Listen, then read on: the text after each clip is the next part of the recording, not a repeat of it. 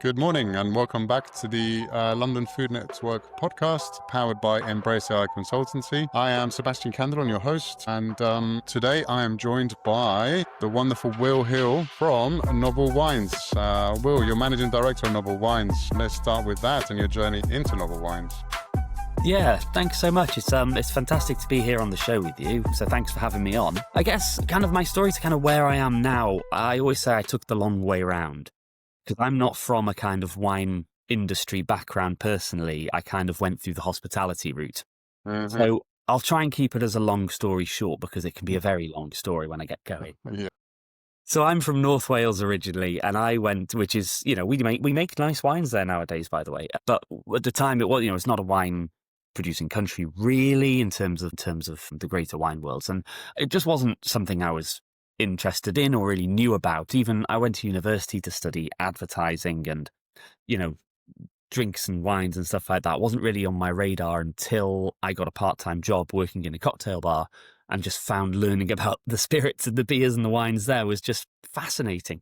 So I kind of knew I wanted to do something with drinks at that time, and it's working in a bar, so hospitality was easy. I ended up buying myself a one-way ticket to Australia after university because I thought, well, I'm young, I can travel and I can see the world and do all this. Nice.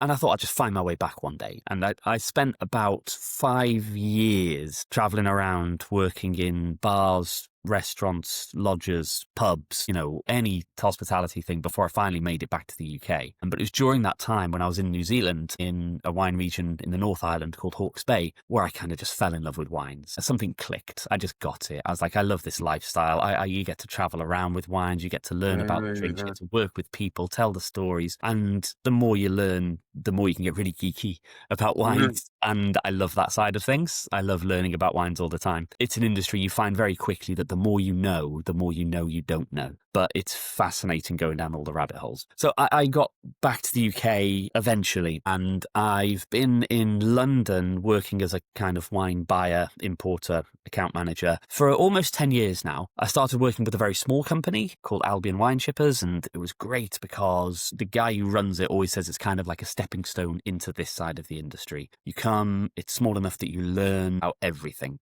It's hands-on in terms of buying, accounts, tasting, selling. There was retail, online retail. So you do a bit of everything, and he says you come in, you find what you're good at, and then off you go into the wine world. So I was with him for quite some time, about 5 years or so. Wow. And I really like the procurement side of things, dealing with the wineries, putting together lists, talking about the makeup of the wine, the branding, the packaging, the transport, getting it all in. I just found that interesting. So I gravitated towards that. And when I left him, I moved to a company called Humble Grape, who are amazing, by the way. They have 7, I think. Actually, I think they've just opened a new one recently. So maybe 8 of their own wine bars around London, which are all hybrid models. So they do food, they do wine tastings. They import from about 20 odd countries directly. They've got retail, online retail. And I was their group wine buyer and staff educator, which was really fun. Brought some interesting wines in, had a great time with the staff there. And I left to join a similarly named company called Honest Grapes. Their kind of background in wine is very fine wines, private sales, which is not my style. I much prefer wines, as I'll discuss with Novel Wines, I much prefer wines from lesser known regions and interesting things that are not on people's radars. But I joined them because they had just taken over an on-trade distribution company, and they wanted me to head it up and run it for them. So I joined them and did that because that's kind of what I'd been doing, and I enjoyed it. But then it was a bit serious. I was in Georgia, the country, and I like to visit countries that I find interesting with their wines as well, and Georgia's very high on my list. So I was in Georgia, and I met the founder of the company Novel Wines, and we were just chatting about wines that we like, and he said, yeah, you should work for Novel Wines. And I think, it was just a flippant remark. But then 2 months later, he called me up and he was like, I'm serious, do you want to come and work for Novel Wines? So a couple of months after that, I joined as the purchasing director, a few internal shifts in a couple of months, and I was the managing director running the company. Wow. So I've been there since, and Novel Wines is all about wines from Central and Eastern Europe, with some more esoteric places in as well, Brazil, Thailand, India, Mexico, but never the classics. And that completely fits my ethos in wines of what I like to champion and what I like to specialise in. So I've been there ever since, and we did a big transitional shift from what the company started as, which is retail and private sales. So now we are primarily a direct importer of wines supplying to the on-trade. But we still have online retail, so we still sell to the public as well. And we still do our private kind of tastings and events and stuff like that. But on-trade distribution is our main arm of things now. Wow. So when you say that about distribution, you mean you sell mostly B2B? So you're selling to other wine stores, retailers, bar, Yeah, food service? we kind of don't really give ourselves a remit of who we do and don't sell to, but essentially we're supplying restaurants, bars, groups, chains, predominantly London and southwest of England, where the company was founded. But we supply nationally, and we also supply other importers as well because we specialise. We're Central and Eastern Europe. And a lot of wine importers, they maybe touch on a little bit here and there, but because we specialize in that, we can help them out and we supply them with, here, you take your Croatian wines from us and you can sell all that up in the Northwest or something like that.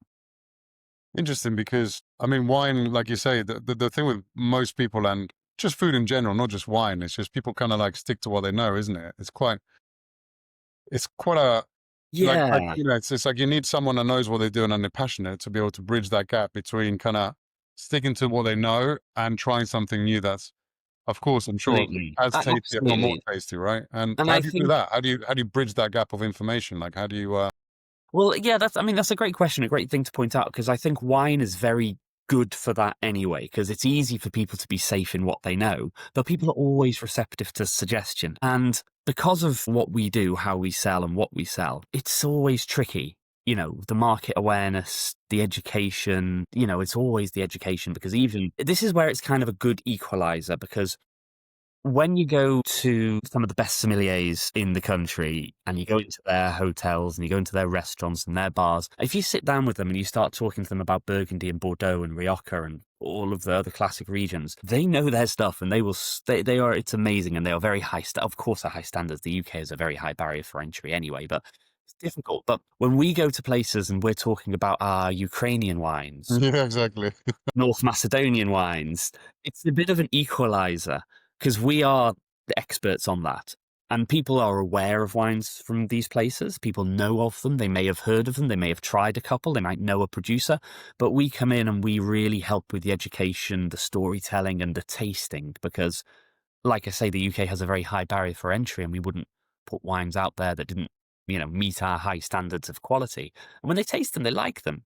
99% of the time, people are like, yeah, these are really good wines. And the problem becomes translating them liking it into a marketable position for the wines Yeah, for their. and I guess the challenge you've got, which every business has when they're kind of wholesaling rather than selling direct to the public, is that you've now got another kind of challenge, which is because you're not in touch with the end customer.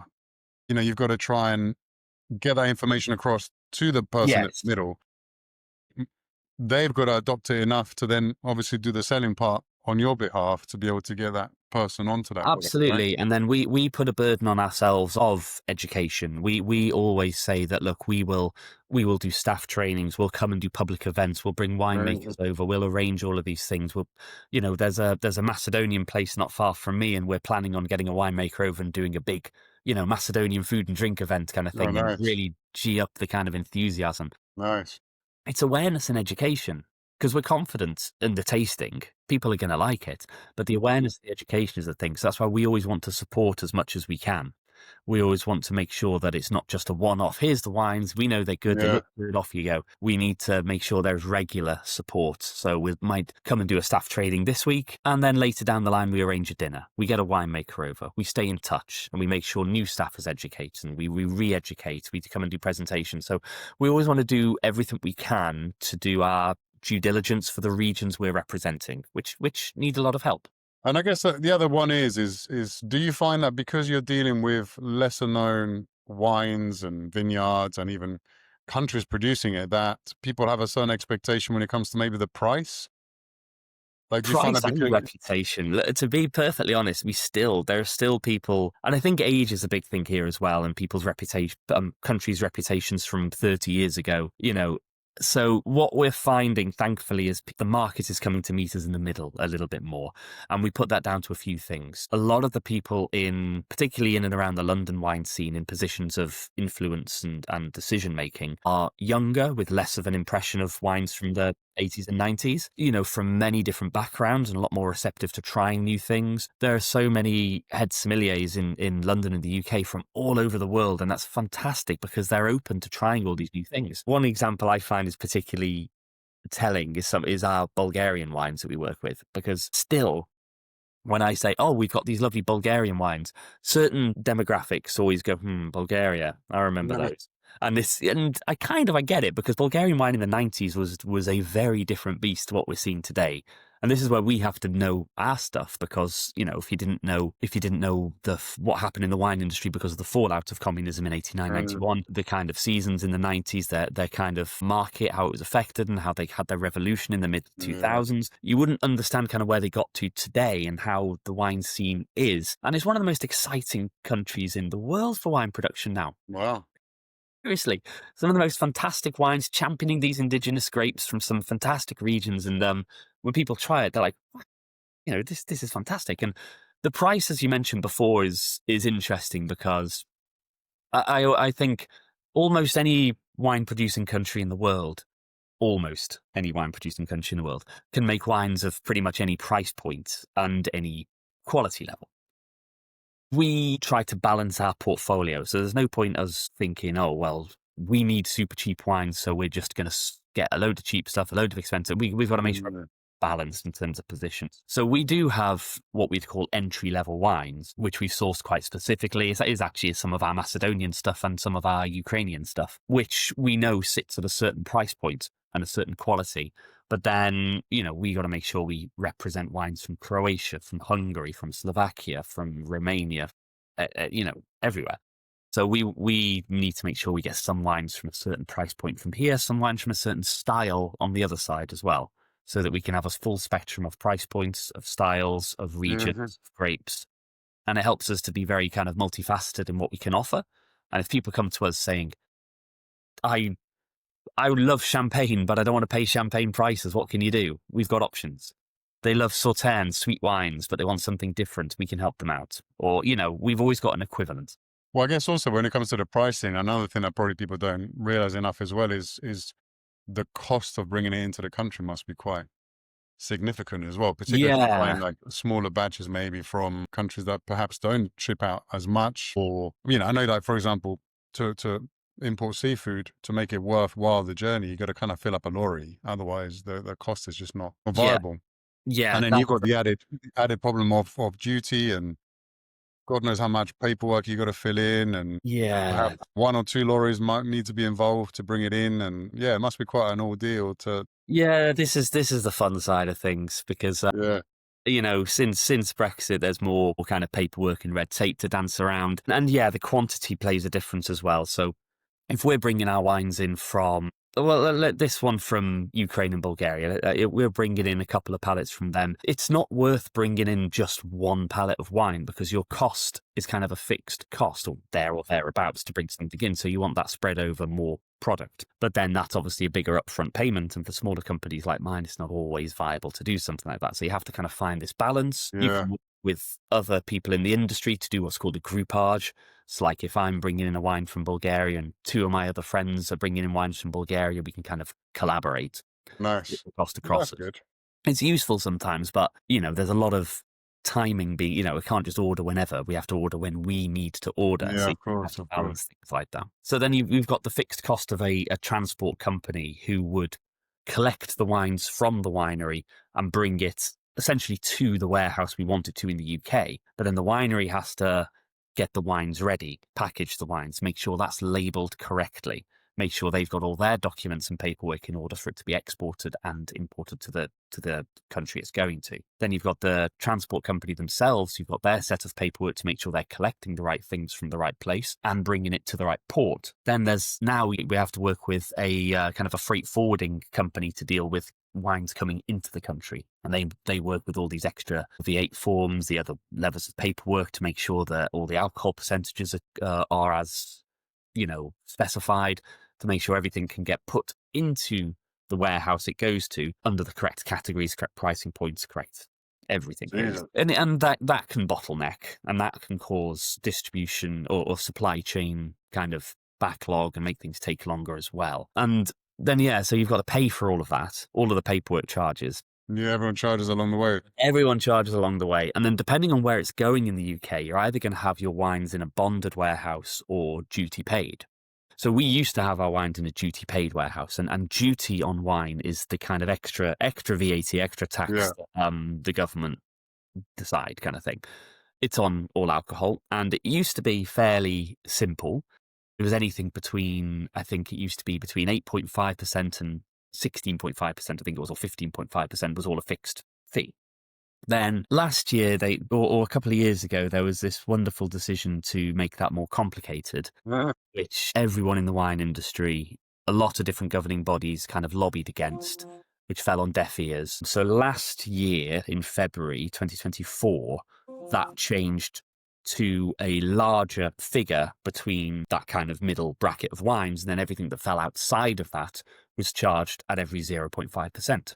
Wow. Now, then we changed the government, but then they also didn't listen to this kind of lobbying of, come on, we've seen that this is a problem, and that made everything, or most things, go up anyway. Everything that was a lower alcohol was slightly cheaper. Some Prosecco's, some sweeter wines, like you saved like 4 pence, 10 pence maybe, but everything else got more expensive because most wines are more than 8.5% alcohol. So this year in February, what happened was, now every single wine is priced differently based on 0.5%. So if you've got a bottle of wine that I'm bringing in for 12.5% alcohol, I pay less duty on that than I would a wine that's 14.5% alcohol, quite considerably.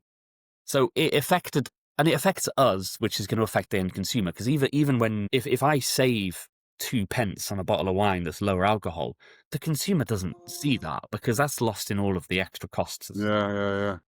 So any justification of it makes lower alcohol wines cheaper doesn't really work. But it hits us more with the cheaper wines. So we're buying in entry-level wines from North Macedonia, and a couple of them were 14.5%. Jesus. And the increase in duty from what it used to be to that was almost as much as what we paid for the bottle of wine. Wow, that's Just for that. crazy. Yeah, it's How much is frustrating. the government making out of booze then? Huh? That must be like a huge income for them, right? That must be massive. I dread to think exactly what it is and what they spend it on, but yes, certainly. I mean, even now, I mean, you can have a look at the WSTA is probably the loudest voice in the industry. See what they're doing and lobbying against, and they kind of write very well-worded letters in response to these duties. Yeah. And yeah, you can kind of see how they phrase things and to understand exactly how it's affecting things. So it's definitely worth, if you're interested in these kind of things, have a look at WSTA. And they're kind of, it's the Wine and Spirits Trade Association. They're kind of always on the ball in terms of these things. Wow. But yeah, for the most part, it's not been welcomed with open arms in the wine industry. Well, I guess it's just too easy, isn't it, to tax it because, you know, the demand is clearly there, the volume is there, and, you know, they can do it. They can flex their muscles, Yeah. and what else are you going to do about it? It's not like It's you can love the interesting to government, isn't see. it? You know? It'll be interesting to see how it's going to affect the wine market in the future coming years, because like I'm going to be far less likely to buy a wine that's 14.5% alcohol because it's going to be too expensive. So that's going to force me, and probably other people as well, to look for wines at a certain price point that are lower in alcohol. Yeah. So that's going to mean either looking elsewhere where these wines are already being produced, or it means winemakers who want to get into this market are going to make different wines at lower alcohol, which, you know, is going to be tricky to do if temperatures keep rising in some of these places. So then that's going to, you know, mitigate the quality of the wines that's coming out, and it'd be less likely to happen with wines of classic regions where that, you know, like Barolos or Amarones, where it's already quite high alcohol. But that just means they'll be more expensive. So will people buy less, or will they just, you know, bite the bullet and pay for it? Yeah. So Wow. we're seeing trends anyway in the UK of people wanting lower alcohol products. Yeah, that was going to be my next question, because actually I've interviewed a few people now for the podcast that do, you know, alcohol-free kind of alternatives, like so cider and all kinds of other stuff. And, you know, I seem to see that the trend is very different. When I was young, you know, drinking was, I mean, everybody drank, isn't it? Like, God, I Yeah. remember going to the youth club, you know, with like a 4-pack of beers, and that was absolutely normal. And I was like 14, 15, and, you know, drinking was pretty much an expected Yeah. I don't know, you know what I mean? Like socializing No, and I was drinking. thinking Just, the it went luxury of hand in going hand. to a youth club. We were in the park outside round the back, and Well, exactly. And then we progressed onto a pub, obviously, at some point. But then back then, everyone used to go to the pub, you know, and yeah, pubs used to just do alcohol these days. Pubs that's that it. do just It's alcohol, a they don't massive survive. paradigm shift. Younger generations, and rightly so, are a lot more health conscious. So Yeah. that kind of creates an obstacle for the wine industry of how to deal with this. So, I mean, you can see the statistics that younger people drink less or less frequently. Yeah. So are they then more likely to, if they're drinking less frequently, spend more on a bottle of wine to treat themselves? Or are they still going to be spending less because of the cost of living and the cost of wines? Yeah. You know, it's interesting to see how it's going to play out. But lower alcohol in general makes sense because of the duty and the health conscious side of things and the sustainability side of things. Usually the lower alcohol wines are from winemakers who are conscious of sustainability in terms of everything, really, from the land to the winery to the people to the bottles and packaging. So it's a good thing, but the product has to be right, because I think with de-alcoholized ciders and beers, there's an advantage, because when you remove, and this is how it's done, by the way, the product is made first and the alcohol is removed. So, and there's many ways to do that. That's for another podcast. Yeah. We go down that rabbit hole all day long. So basically, you are removing a key component of the product, which gives body, gives flavor, gives the weight, gives the mouthfeel, Yeah. so much to it. And by removing something like that, other things are enhanced, whether that's the feel of sugar, or sweetness, or acidity. And if it's not in balance, and balance is key in any good product and good taste, balance is key. And if it's not in balance, it's a poor product. So with beers and ciders, they're sparkling, and they're often flavored with something like an apple Yeah. or hops, and that can mitigate this. So this to me is why de-alcoholized sparkling wines are a generally consistently higher quality than de-alcoholized still wines that we find, because they've mitigated the lack of alcohol with the bubbles, which contributes to the mouthfeel and changes your perception of how certain Yeah. are felt and Yeah, because perceived. perception is a big one, isn't it? Yeah. And if you remove that in still wines, I find a lot of, and this isn't true with everything, because there are some exceptions I found which are very good and the technology is improving every day. But a lot of the red wines I've tried can be a bit kind of soupy or gluggy and a bit, they feel a bit sticky because the perceived sweetness or juiciness of the fruit is just a bit too much Yeah. without that weight of the wine itself to balance it. And you can get white wines that feel so thin and watery because they don't have that body to kind of give them the substance to carry the acidity and the other flavors. So And presumably they have to be pasteurized as well, and maybe some preservatives added as well, because of course if you remove the alcohol, then you're kind of yeah, removing the fermentation, I guess. Or does that it's after that. No, it's after that. So it's kind of once the product is made, there'll be a fermentation for the alcohol, but then usually there's some sort of, usually it's a kind of a centrifuge you can use, which and a very kind of thin filtration membrane to kind of remove the alcohol, but it does also sometimes remove other things, which you may or may not want to remove from your wine, other flavor profiles, tannins, or color.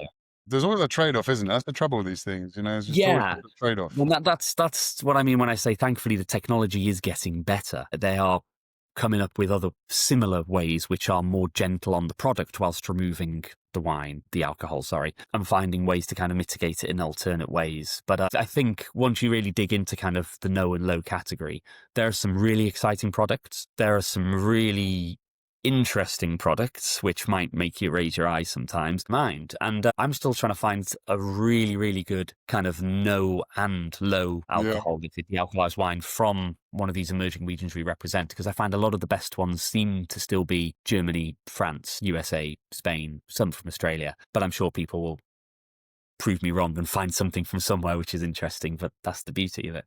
Yeah, I guess it's just supply and demand as well, isn't it? Like the more demand there is for something, the more investment will go into creating that alternative. Yeah.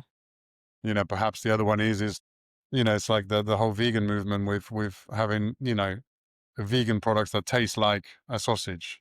You know Yeah. what I mean? It's the kind of, Yeah. I you never could just quite have got them. something, you could just have some vegetables. Exactly. You don't have to have a They do it enough. modified product to be tasting Exactly. like the thing you're trying to avoid. You know what I'm trying to, it's that It's kind of like interesting that, because fine line, isn't it? Yeah. that's a good point that someone remarked to me about no alcohol de-alcoholized wines, is that one of the reasons kind of they started with a bit of a bad reputation wasn't necessarily the product was bad. It's just they got the marketing wrong. They were trying to sell it to wine drinkers. It's like Yeah, like wine drinkers. yeah, If they want to drink wine, they'll drink wine. yeah. But people who don't drink, people who are not drinking, are the ones who would drink the de-alcoholized wines. So there's just, yeah, whether there's, a credibility behind that, I'm not sure, but it No, kind but of, I think you're right there, because I guess in the past it's been about that. It's been about making alcohol drinkers drink less yeah, alcohol with still the drink they're accustomed to. But actually, what we're seeing now is just people that just don't drink and they want to have kind of flavor profiles of X, Y, and Z. Or even when what I find, because I try not to drink too much, right? And the reason I avoid the pubs and whatnot is because I feel like a bit strange sitting there not having a alcohol in my hand. So I guess to have an it's a option that's societal non-alcoholic, pressure. well, it is. It's Yeah. quite difficult, isn't it? No, it's true. It's true. All of these things are factors you have to consider.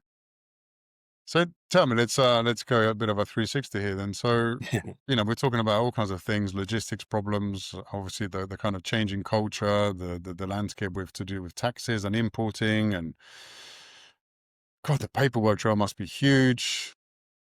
It sounds a difficult industry to get into, which most food industries are. Let's be honest. Food is not something you enter to make a fortune. It's something that will happen maybe one day after going through a lot of pain, right?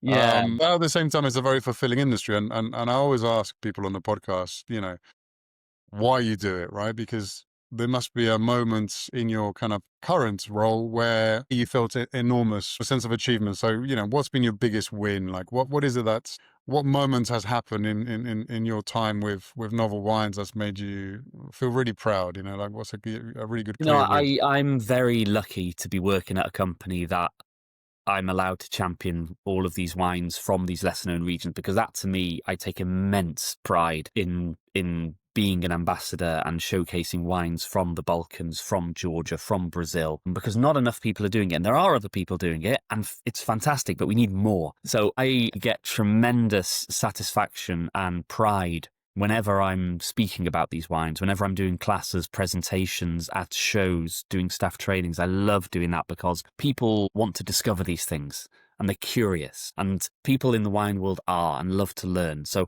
whenever I'm talking about these things, it's absolutely fantastic. And we work with a wonderful Georgian producer called Chelty Estates in Kakheti, in the main producing area in eastern Georgia. They have recently launched, it's actually kind of two things. So they've launched a more entry level fun brand, which is kind of on the same vibe as, Chin Chin and all of that kind of thing. It's really kind of, trendy, Gen Z, really fun brand they've done called Tipsy Baby. And that for us is taking off. Really? We selling a lot of that. We've actually found a wholesaler who wants to take over the entire retail side of it, because they are going to put it nationwide across all of their shops.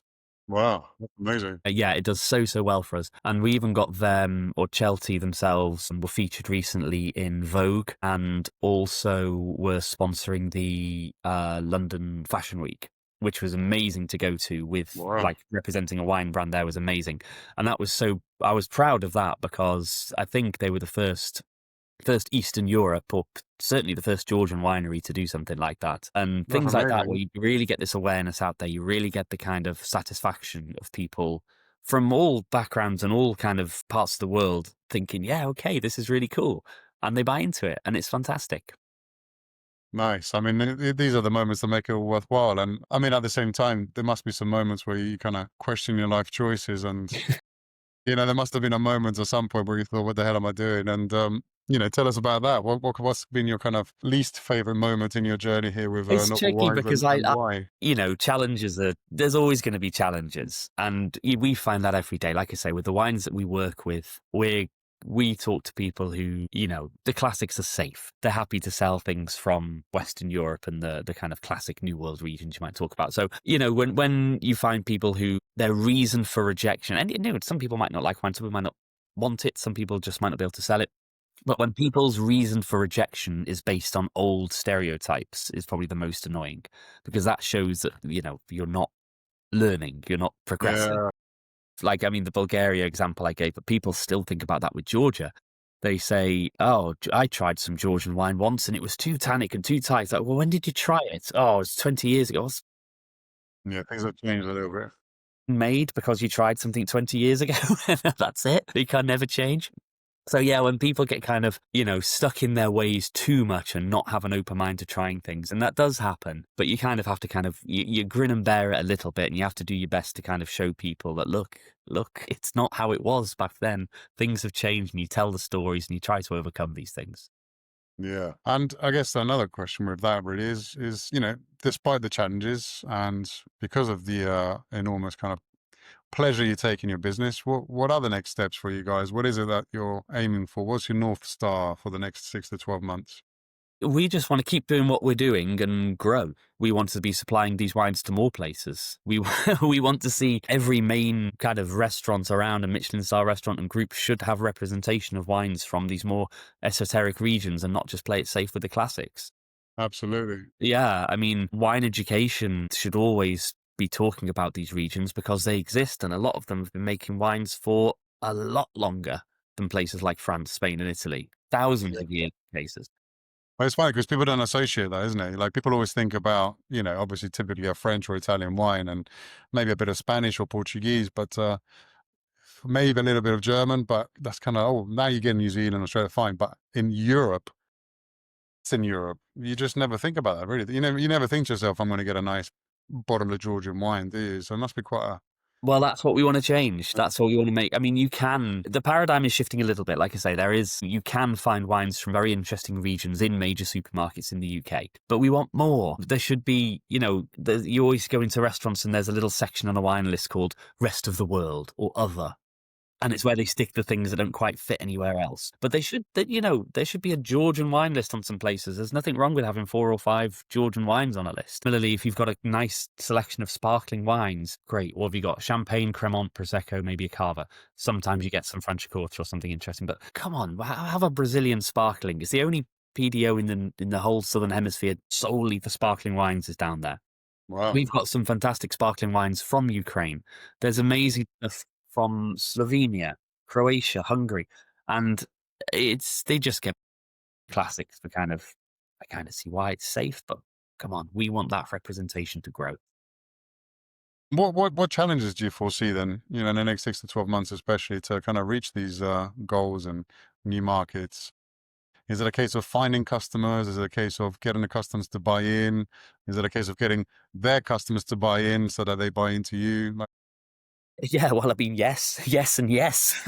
Those are always challenges that we've had, have, and foresee to have in the future. We hope that there'll always be the continued support from these countries and their governing bodies that they represent, because a lot of them are very good in making sure that they have a presence at the main wine events and festivals in the UK and in Europe. Okay, that's nice. They have a presence there. They're quite good at that for the most part. We want to make sure that we do our best to kind of keep the education, keep spreading the message, keep banging the drum. And like I say, it's not just us. There are other importers of these specialist areas as well. And the more people that are doing that, the better, because it shouldn't be specialist. It shouldn't be different. It should just be part of the wine conversation. Yeah.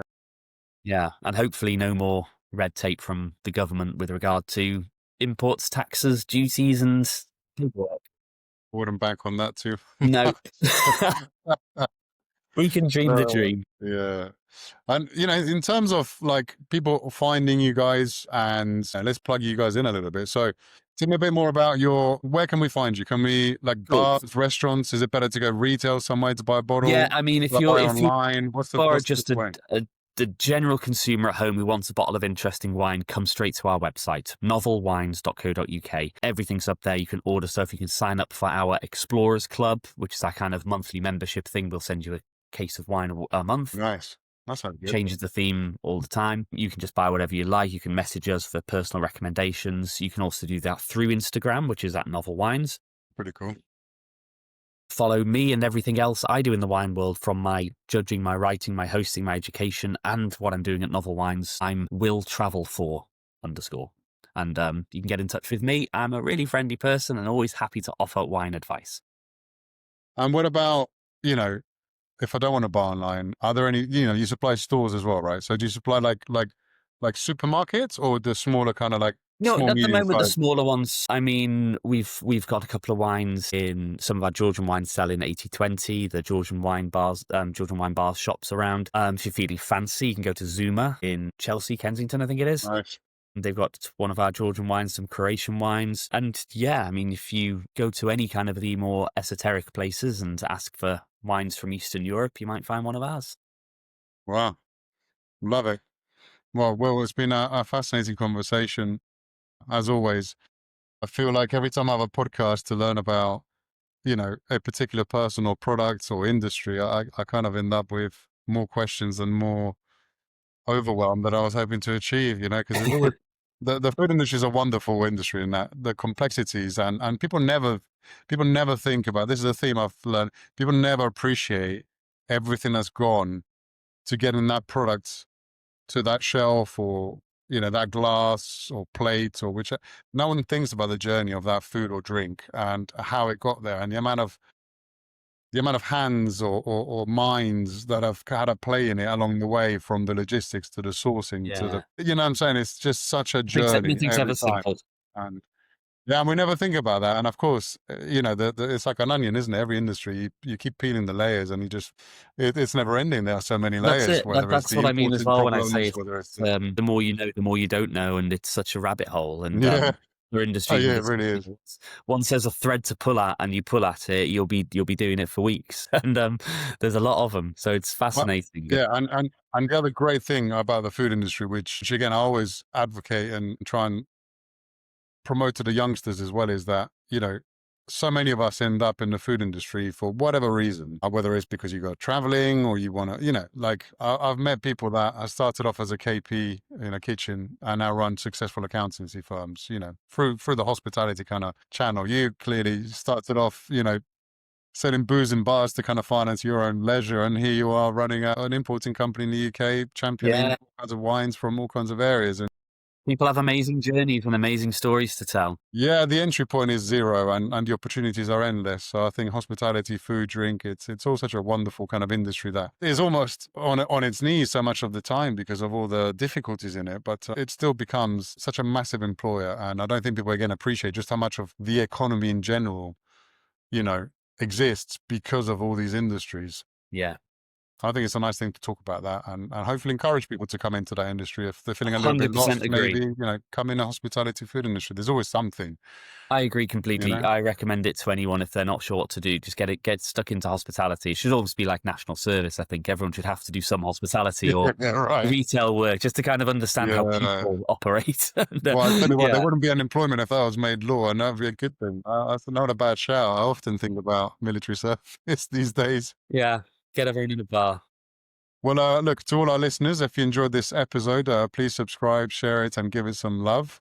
I will be back soon with more founders and leaders from the world of food and hospitality. I'll be back very soon, and I hope you enjoyed this podcast with Will Hill from, God, I forgot the name, Jesus. Novel Novel wines. Wines. Sorry, Will. Right. Brain is too full of other things, and yeah, I really enjoyed this, Will. Thank you for your time. I really, really appreciate you. My pleasure. Thank you so much for having me Yeah, on. I we'll have really you back enjoyed on it. another time for the next episode.